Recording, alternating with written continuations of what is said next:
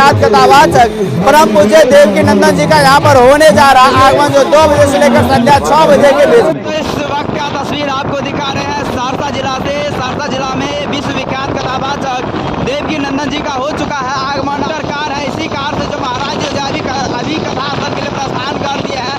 अपने जो निवास स्थल सिमरी बख्तियारपुर में थे वहाँ से कथा स्थल के लिए प्रस्थान कर दिए हैं और महाराज जी जा रहे हैं इनके बढ़िया महायज्ञ के लिए चल दिए हैं। अभी हम लोग रास्ते में देख सकते हैं महाराज जी का गाड़ी जो है आगे आगे जा रहा है, हम लोग पीछे पीछे महाराज जी के पीछे पीछे चल रहे हैं। स्वागत के लिए सभी लोग जो है पूरा तैयार है और आगे जो है स्कॉट गार्ड का जो टीम है वो पुलिस प्रशासन आगे जा रहे हैं।